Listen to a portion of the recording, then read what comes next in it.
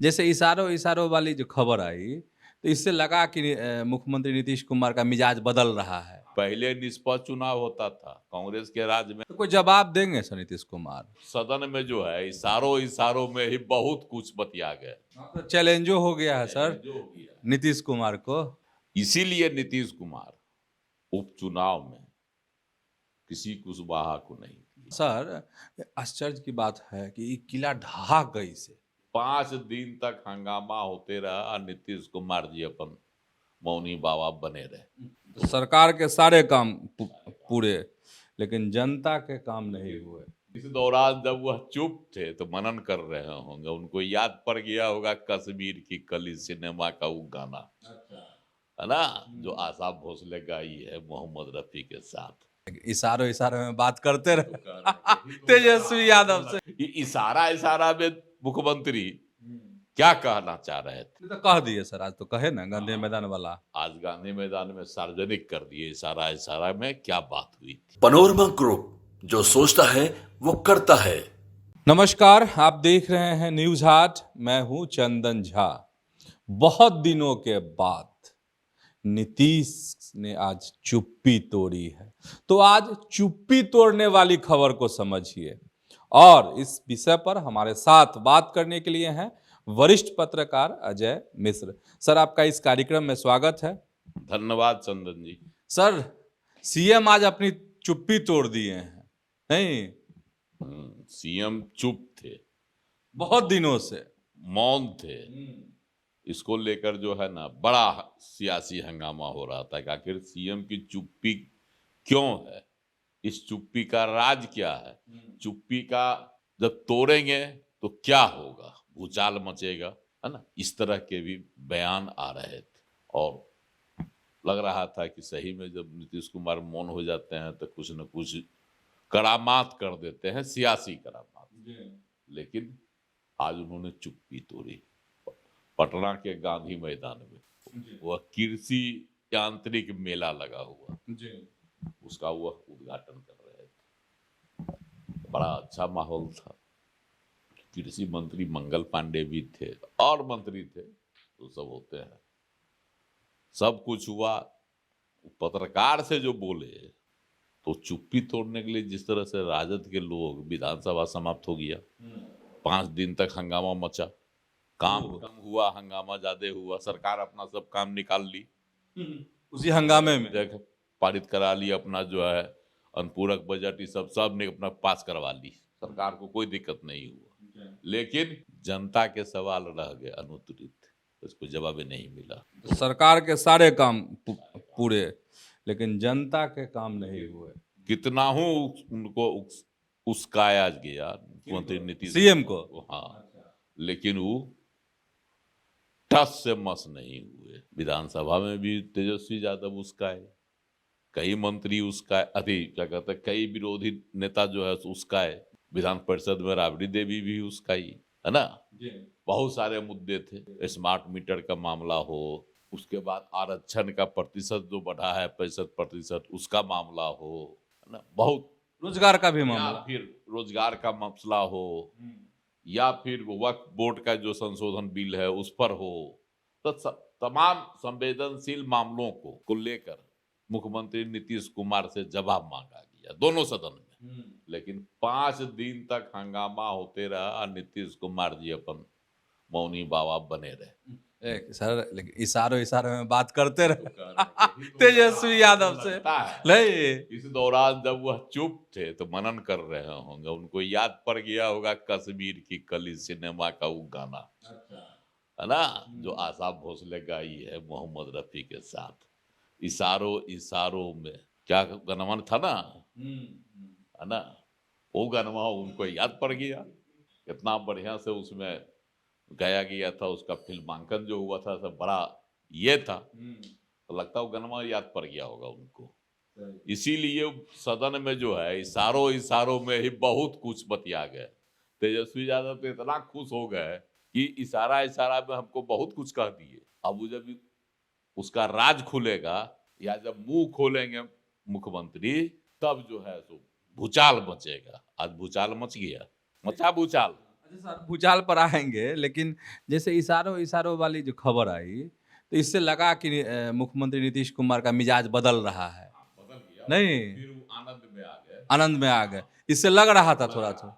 नहीं, सबसे तो रोचक घटना हुई कल विधानसभा में। अरे भाई, समस्तीपुर के राजद विधायक वो एक सवाल लेके आए सड़कों के निर्माण पर अपने विधानसभा क्षेत्र में, उसकी मरम्मती। क्या सवाल था? सड़क से संबंधित। और जवाब दे रहे थे अशोक चौधरी। अशोक चौधरी जवाब देने के लिए उठे, अपना वो बेचारे बोल रहे थे। इधर जो है मंत्री सब बैठे हुए थे, इधर विजय सिन्हा भी थे, उधर मंगल पांडे भी थे, उधर जमा खान भी थे, पीछे सुनील कुमार भी थे जो शिक्षा मंत्री हैं। सब बैठे हुए थे। और नीतीश कुमार जो है ऊपर ताके, पत्रकार दीर्घा में इशारा इशारा में पत्रकारों से क्या बात किए, और उसके बाद घूर गए तो उनकी नजर पड़ी अशोक चौधरी के ब्रेसलेट पर। अब उसमें जो है ढूंढने लगे, कुछ हथवा में लेके धर लिए। जैसे ही उनका ब्रेसलेट पकड़े, खोजने लगे कुछ, अशोक चौधरी का तो उसे उड़ गया। यार भाई, ये क्या करने लगे ये, समझे? लेकिन अचकचा गए थे। वो तो नहीं होता है वो हथपड़ब हो जाना। हैरान नहीं, हैरान हो गए। हैरान हो गए, ये क्या करने लगे।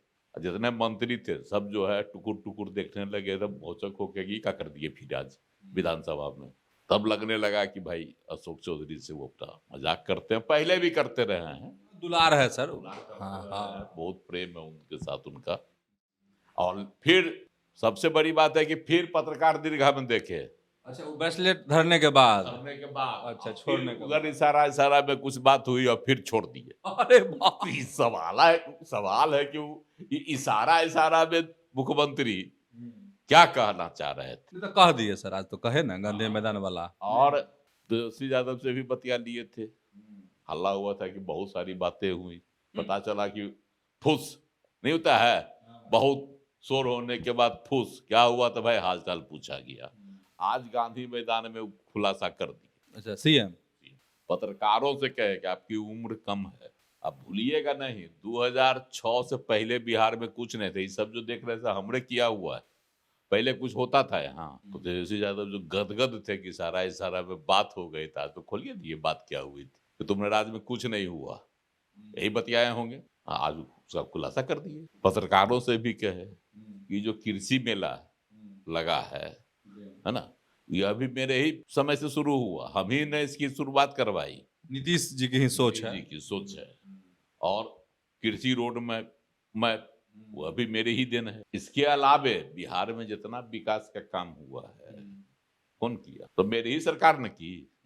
अब आप सोचिए कि वो जो चुप थे, तो चुप्पी टूटी तो क्या भूचाल मचा कि जो लालू राबड़ी राज के जो कुव्यवस्था अव्यवस्था उस पर उन्होंने फिर से एक बार प्रहार कर दिया और नई पीढ़ी को बताया, मेला में बताया कि भाई देखिए क्या था, इसको भूलिएगा नहीं। ये भी वो बोले इसको भूलिएगा नहीं, इसको याद रखिएगा और लोगों को बताइएगा भी पहले क्या था और हमने क्या किया, मेरे राज्य में क्या हुआ, मेरे प्रशासन में क्या हुआ, है ना। विधानसभा में देखे थे ना, बार बार सवाल उठाया गया, बार बार हल्ला किया गया कि रोजगार के माने है कि तेजस्वी यादव कहा गया था। इसका बैनर भी लेके आई थी, खुद राबड़ी देवी भी आई थी।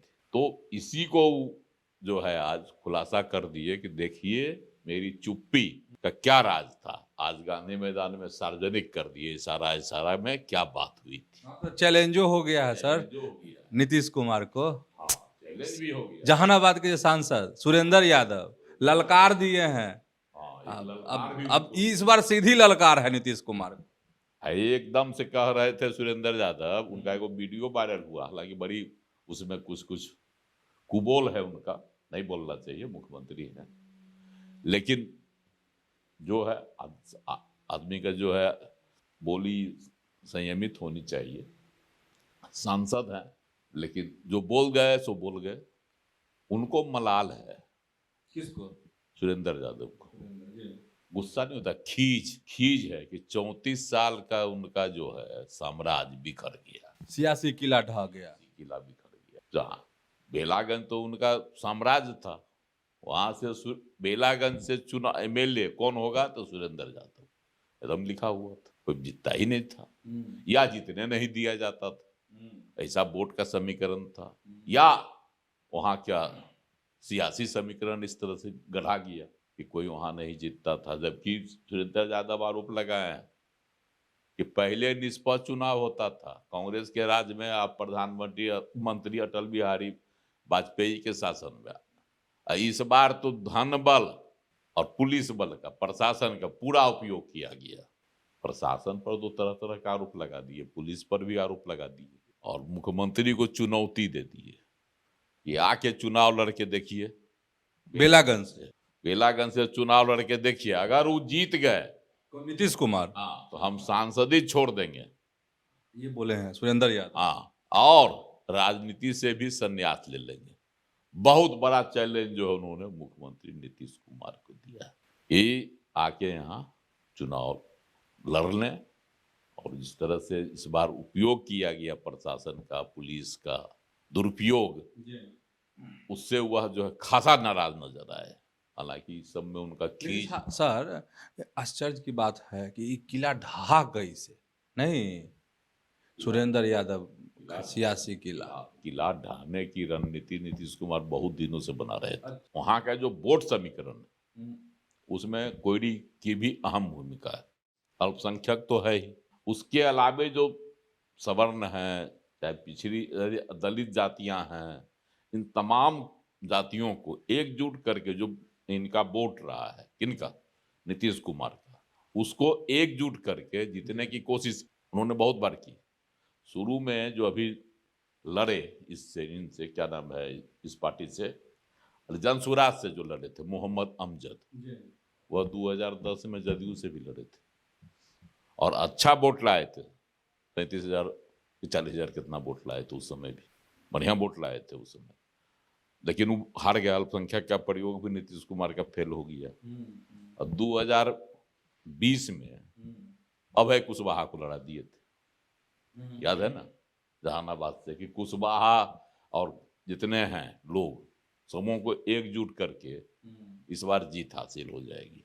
लेकिन 2020 में भी इनका कुशवाहा कार्ड भी फेल हो गया और इसीलिए 2015 में तो वहां गठबंधन के साथ था, चुनाव नहीं लड़ा, तो सीट चला गया राजा से कोटे में।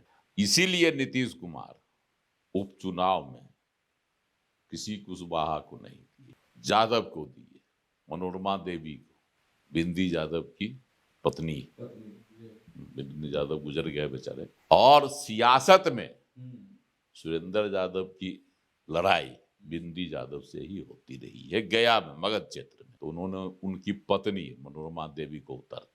देखें क्या समीकरण बैठता है। और इधर जनसुराज से मोहम्मद अमजद आ गए, खेले बिगाड़, और अभय कुशवाहा की लाख कोशिश के बावजूद कुशवाहों का वोट तितिर बितिर नहीं हुआ।